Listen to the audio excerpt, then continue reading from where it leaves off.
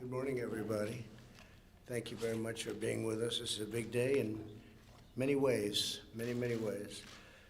The First Lady and I are delighted to welcome the members of Women's Suffrage Centennial Commission to the White House to celebrate the 100th anniversary of women securing the right to vote.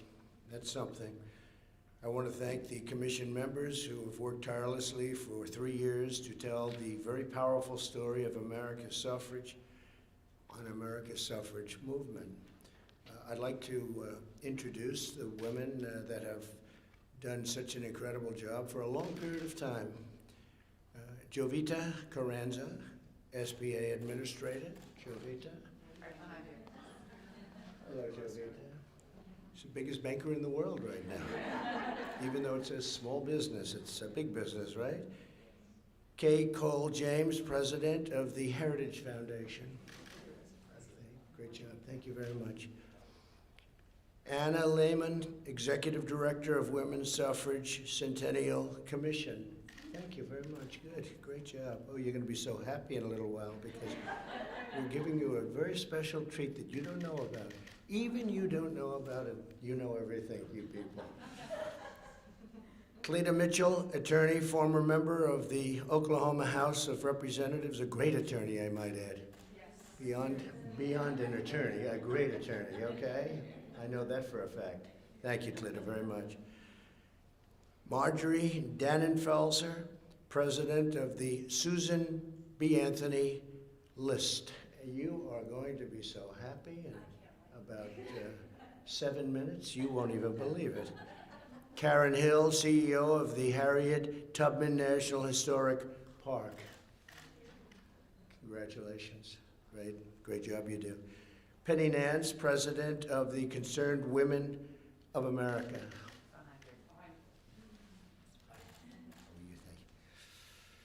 Heather Higgins, president of Independent Women's Voice. Thank you, sir. Hi, Heather. Thank you. Congratulations. Deborah Steidel-Wall, Deputy Archivist of the United States. That sounds like a very big job. That's a lot of archives, isn't it? How many buildings does that take up, right? Great job. You do a great job. Thank you very much. Colleen Shogan, Deputy Director, National and International Outreach for the Library of Congress. Fantastic, another big one, right? That's great. Congratulations, that's beautiful. Susan Combs, Assistant Secretary of Policy Management and Budget at the Department of the Interior. Thank you very much, great job. Thank you all very much. Today I'm honored to sign a proclamation celebrating August 18th, 2020 as the 100th anniversary of the 19th Amendment. In the summer of 1848, Elizabeth Cady Stanton stood before the first ever Women's Rights Convention in Seneca Falls, New York, and declared that women should enjoy this fundamental civil right. What a job she did. 7 decades later, the suffrage movement succeeded. On this day in 1920, the United States ratified the 19th Amendment. It was a monumental victory for equality, for justice, and a monumental victory for America.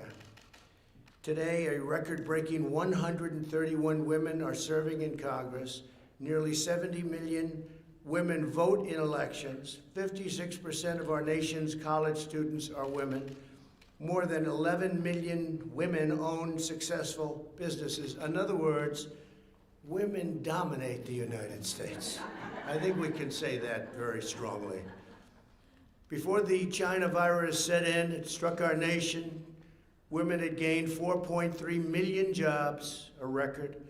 The women's unemployment rate had plummeted to the lowest level in more than 65 years. And last year, over 70% of the new jobs went to women. And I will say we're coming back very strongly, and we're going to see those numbers again very soon. But the numbers that we have for unemployment and employment, frankly, we had 160 million people working. We've never even been close to that. And by next year, we'll be even higher than that number. Tremendous things are happening.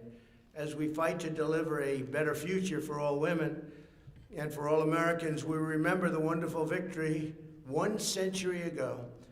While I am president, America will always honor its heroes, and we will always celebrate the patriots who secured women's right to vote. So this is an incredible document that I'm signing, and I wanted to just add something because this was brought up a week ago, and I was so surprised that it was never done before. Because later today, I will be signing a full and complete pardon for Susan B. Anthony. She was never pardoned. Did you know that? She was never pardoned. What was so wrong? And you know that she got a pardon for a lot of other women, and she didn't put her name on the list. So she was never pardoned. And we're for voting. That's right. That's right. She was guilty for voting. And we are going to be signing a full and complete pardon. And I think that's really fantastic, right? She deserves it. So thank you all very much. And let us sign, and we'll do the other signing later on. It's being prepared right now. And I look forward to doing it. Thank you very much. Please.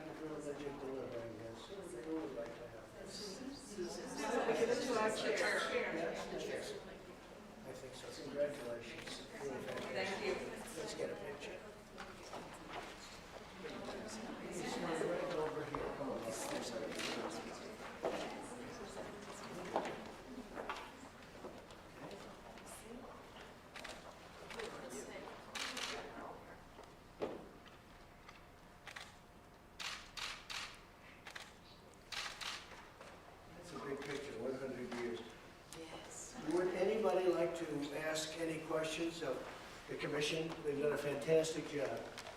If you have any questions, please. This is your shot. This is your time. I have a question.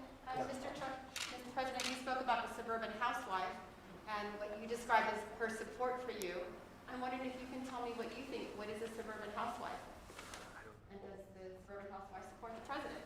Well, I'm Penny Nance. I run Concerned Women for America in my day job. And we actually are doing She Prays, She Votes events in 10 states, doing virtual events for women being held in small women-owned businesses like clothing stores, manufacturing plants, any number. Susan B. Anthony was pro-life, and so are we. Women are concerned about their schools reopening, they're concerned about their businesses, and what better man to restart the economy than the one who did it the first time. Thank you. We did do it once, and we're doing it again, and the number looks like beyond a V. It looks like a super V based on the kind of numbers we're coming out. I guess you're seeing that. They were saying that's not possible, and now they're saying it's a super V, and that's what we're having. Any other questions, please, for the commission? Mr. President, can I ask about Saturday, the House vote on the Postal Service bill? Is that something that you will veto? Well, we'll talk about that later. I mean, we'll talk about that. The Democrats want to make it a political issue. It's not a political issue. It's really about a correct vote. You have to get voting right. You can't have millions and millions of ballots sent all over the place, sent to people that are dead, sent to dogs, cats, sent everywhere. This is a serious situation. This isn't games, and you have to get it right. I just want to get it right. Win, lose, or draw. I think we're going to win. Win, lose, or draw, we have to get it right. So are they being with their bill? Well, they're going to do something in Congress, but everything they do is political. As an example, why don't they do it now instead of on Monday? They picked a day, actually. They picked another day on Monday, as you know. Well, that's when the Republican convention starts. Why don't they do it during the Democrat convention? Because everything they do, Nancy and Chuck, they play games. How's it working out? I think this is the White House, isn't it? How's it working out for them? Not so good. So I will tell you, it's disgraceful. It's disgraceful. We have to have honest voting. That's what this is all about here. It's honest voting. You can't take millions of ballots, send them haphazardly all over the country or all over a state, and expect to come out properly. And if you look at the last 10 elections where they did this universal, and by the way, absentee is great. It's been working for a long time, like in Florida. Absentee, you request, and it comes in, and then you send it back. Absentee is great, but universal is going to be a disaster, the likes of which our country has never seen. It'll end up being a rigged election, or they will never come out with an outcome. They'll have to do it again. And nobody wants that, and I don't want that. Go ahead, please, let's talk about this subject, however. Although, indirectly, we're probably talking about the same subject, wouldn't you say, Cleta? Yes. Cleta's an expert on this. I've never even asked. He's one of the great attorneys in Washington. Do you have an opinion on it? And if it's not my opinion, please don't say it. Come on up here, and I must say, it's very interesting. Well, I do have an opinion. The president is right. One of the things that the Democrats and their allies in the media and the left have been trying to do for a long time is to have universal mail voting, where election officials send ballots to everybody on the registration list. Well, we all know there have been multiple studies, the Pew study, millions of people are on the rolls who are no longer living there, they're dead, they're non-citizens. Don't forget, when you go to the DMV or social services, they ask you, they're supposed to, by law, they have to ask you to register to vote, whether you're eligible or not. All of those registrations are dumped into the system, and so there are duplicates. I am chairman of a public interest legal foundation. We're devoted to election integrity. And we just did a study of Allegheny County, Pennsylvania. We found one man with 7 active registrations. If you send him 7 ballots, there's the potential to vote 7 times. He will. So the issue is, I actually have a memo I'm working on to give to the president about what the post office should be doing. They should be working with local election officials. They should be making sure that the ballots are designed in a way that processes properly through the voting equipment, through the post office equipment. If everybody is focused on this situation with somehow the Postal Service, the president is somehow trying to do something to the Postal Service, I defy anyone in this room to be able to name a single, all of us can name multiple times when we've sent a letter across town and it either didn't get there or came back 3 months later undeliverable to a correct address. So we know that the president is not responsible for the problems of the post office, but there are things the Postal Service should do in conjunction with election officials, and they should do those now and make sure that the systems are in place to properly process the ballots that are sent by mail.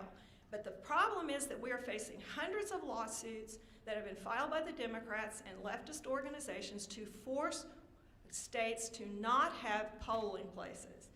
I personally believe that it's still, we should have election day, we shouldn't have election 3 months, and for sure we ought to be able to know by election night who won. So, Mr. President, you're 100% right, and there are a lot of us who are standing behind you and want to help. Thank you. I'll give you that letter if you could. If you have, Not yet. No, if you have it. From you, I'll take it. She's really one of the great lawyers. Thank you very much. And I'll wait for it. Can I add to the question Yes, before about please. women? There are a lot of issues where what the president is doing, talking about public safety, which is increasingly a concern for women as they see what is going on, but also policies that he's taken. So the president has done extraordinary things on healthcare. His executive order requiring price transparency, that is an issue that is 88% popular across the country, across party affiliations, across ideologies, across demographics. Among women who are 40 and under, it's a 98% approval issue. Without this president being reelected, that executive order goes away because Congress hasn't yet made it into a law, because it goes into effect in January of 2021. So this has historically been the #1, if not the top 3 issues in the country. And this is the only person who's going to bring price transparency, which can bring down healthcare costs by 40%, revealing what the true prices are of your hospital or your insurance before you have to pay for it, so you can shop, or other people will shop, and that will drive down prices. Enormous issue for this cohort. So women care about a lot of things. So nice that you say that, because they don't speak about it, but transparency is a very controversial issue because doctors don't like it, and frankly, hospitals don't. The good doctors love it, and the good hospitals love it. But Doctors and patients love it. Hospitals, insurers, PBMs, which are the wholesalers that control the pharmacies, right. and pharma, they all have lobbyists all over Washington trying to stop what the president is doing. I've had many people that are really expert at it. They say it's a bigger issue than healthcare itself. It'll save so much money, and it's the full deal. I signed it, it's done. It goes into effect on January 1st, and you're right, if the Democrats get in, they'll probably try and end it, and what a shame that would be, because it was so hard to get it done, and it will save people massive amounts of money. I'm not talking about 1% or 2%. The other thing we just did, you probably heard, is I signed a favored nations clause on drugs, because we have countries in the world, Germany and others, but we have many countries in the world that pay a tiny fraction, I don't mean like 2% less, 10% versus what we pay. You have a pill that will sell for 10 cents in a certain country in Europe that will sell for $2.50 in this country, and it's so unfair to our people. And I signed a favored nations clause, and the drug companies are spending millions and millions of dollars trying to get me not elected. And all it means when you see ads from drug companies, all it means is one thing: the drug prices are going to be coming down 50, 60, 70%, and they never thought anybody would do that. I also signed a rebate clause, so the rebate money, instead of going to the middlemen, who among the richest men in this country, and men and women, I guess, in this country by far, the middleman. The middleman makes more money than the people that produce. At least the drug companies produce something. But I signed where the rebate goes to the people. There's never been anything like this. And as a non-politician, I could do it. And I will tell you, I was called by a lot of politicians that I was surprised at, literally begging me not to do it. Please don't do it. Please don't do it. And because, you know, the big pharma is by far the #1 lobbyist paying group in the country, and people are loyal to big pharma, and I'm all for big pharma. But this is a tremendous, this will be a tremendous drop. So between transparency and what I just did with respect to favored nations, that means if Germany pays 10 cents and we're paying $2.50, we go down to 10 cents. That's a number that nobody's even thought of. And what will happen is they'll have to pay more, and we're going to have to pay much, much less. Like numbers, and it could be 70, 80%. So we're not talking about games. And nobody had the courage to sign it. A lot of people didn't even know about it. A lot of people. So I appreciate very much you say it. And it may be that transparency is even more important than that. I think it is, because transparency is the basis for markets, and that's the basis also for trust.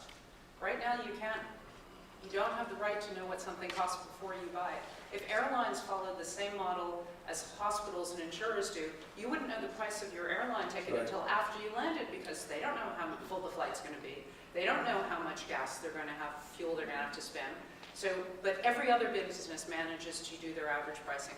Hospitals know their average prices. That's how they sell so quickly when somebody's buying a hospital. Right. They're just not sharing it It's so until great. after the fact. It's so with patients. great. Let's see, voters. Well, that's interesting. See, This is the you just. historical statute. Jimmy Yeah, Kimmel this wants is to make right. fun of this again. No, but can I tell you that, no, I think it's great that we're talking about something that you know a lot about, and it does really pretend to exactly what you're doing. I think it's terrific. You know, we did one other thing that is so important. Pharmacies, they didn't have to give any information. You go in for a pill, and the pharmacy gives you this crazy price, and you can't price it, you can't go around, you can't do anything. I ended that practice. I said, what do you mean you can't negotiate? You didn't even have the right to negotiate. I ended that, and was met with a hail of storm Everything I do, I get met with a hailstorm. But you know what? I do the right thing. I do the right thing for the people. I don't need big pharma. They don't help me. They help a lot of other people, but they don't help me. I'm doing the right thing for the country. And let's see whether or not people realize it. They're spending millions and millions of dollars on negative ads on me. And you see, it's big pharma. Unlimited money. I mean, they have so much money. They have unlimited money. And let's see. But I think when people see big pharma taking ads on me that I'm such a bad person, what it means, and I hope they understand that, it means drug prices are going down. Caitlin, go ahead. Do you want to respond to Michelle Obama's speech last night where she said that you're in over your head and the wrong president for the No, country? she was over her head, and frankly, she should have made the speech live, which she didn't do. She taped it, and it was not only taped, it was taped a long time ago because she had the wrong deaths. She didn't even mention the vice presidential candidate in the speech, and she gets these fawning reviews. If you gave a real review, it wouldn't be so fawning. I thought it was a very divisive speech, extremely divisive. We have a tremendous amount of enthusiasm for my campaign because of things like we're talking about now, drug prices and drug cuts and transparency with hospitals and doctors that are going to lower bills by 50%, 70%. You're talking about numbers that are incredible. There's a procedure, I won't mention what it is, but there's a procedure where one hospital was charging $2,500, another hospital was charging $32 for the exact same procedure, using the exact same kit, and the people weren't able to go around and even have that option. And it was the exact same. In fact, we did a study, and the one for $32 actually did a better job, okay? How about that? $2,500, $32, and the cheap one did a better job using the exact same stuff. So that's what we're talking about. We're talking about numbers that are incredible. No, I thought her speech was very divisive. And frankly, I wouldn't even be here if it weren't for Barack Obama. See, we're standing in the White House. I wouldn't be in the White House except for Barack Obama because they did a bad job, Biden and Obama. And if they did a good job, I wouldn't be here. I'd be building buildings someplace and having a good time. You compared your response to coronavirus to their response to the H1N1, but the Well, they got deaths... very bad reviews. If you look at the Gallup poll did a review of them. Now, you have to understand, that was a far lesser vicious disease. It was not the same, in the same ballpark. But yeah, I know. It's also a much lesser disease. But they got very bad reviews. Gallup gave very bad reviews. And by the way, Gallup at that same time gave us very, very good reviews for the job we've done. So if you take a look at the Gallup poll from a couple of months ago, we got very good reviews, and they got very bad reviews. They were, I mean, the reviews they got for the handling of swine flu, or H1N1, which Biden calls N1H1, and I don't even correct him on that. I don't even correct him. I said, well, that's a mistake you can make, but that's what he calls it. He's got it a little mixed up, but that's all right. Take a look at the Gallup poll, and there were others too. They got horrible marks, and that disease is a much lesser problem. Okay. Mr. President, do you support protesters in Belarus, and do you have a message? Do I support protesters and terrorists? Belarus. Oh, I thought you said protesters and terrorists. And do you have a message for Moscow regarding potential military Yeah, intervention? you have to understand me. I like seeing democracy. Democracy is a very important word. It doesn't seem like it's too much democracy there in Belarus, but we are speaking to lots of people, and we'll be speaking at the appropriate time to Russia, and we'll be speaking to other people that are involved, but it's certainly a very big march, and it seems to be a very peaceful march, unlike some of the so-called peaceful protests that we have where they burn down stores, okay? Peaceful protests, those are not peaceful. Those are anarchists going over to Portland and other places. These are anarchists, agitators. These are very bad people. But it seems to be very peaceful, and it's a peaceful protest, and I support democracy. Okay, any other question? We're here with female supporters. When you speak... Not supporters, these are just people that are outstanding people. Some support me. This is a bipartisan. Some, that's right. This is very bipartisan. Some were appointed by people that I don't get along with so well. Okay, I won't say who, because I happen to like you all. I happen to like you all, so what can I do? When you speak to the suburban housewives of America, what do you view as the suburban woman voter? Is the suburban woman voter a suburban housewife, or is there more in your It's a very fair assessment? question, a great question, actually. Look, I view it very strongly that the suburban voter, the suburban housewife, women and men living in the suburbs, they want security and they want safety. They don't want to have a lifetime of working hard and buying a house. And by the way, 30% of the people living in suburbia are minority groups. African American, Hispanic American, Asian American, they're minority groups. They don't want to have their American dream fulfilled and then have a low-income housing project built right next to their house or in the neighborhood. They don't want it.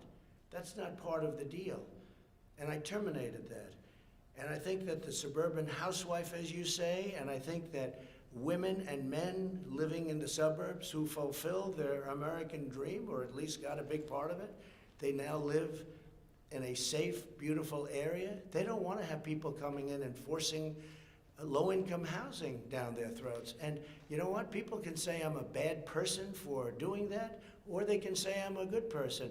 But I think that suburban women very much appreciate what I did. I terminated it. This has been a hot issue before President Obama, but he took it to a new level, and Biden is going to take it to yet another level. In fact, they say that Cory Booker, there's another beauty, that Cory Booker is involved. And if Cory Booker's involved, nothing good is going to happen. It's very unfair to suburbia. Men, women, husbands, housewives, whatever you want to say, it's very unfair. And I think it's a very important issue, and I think they respect very much what I did, and nobody else would have had the guts to do it. Thank you all very much. We'll be signing for Susan B. Anthony the full pardon very, very soon. Thank you very much. Lukashenko step down?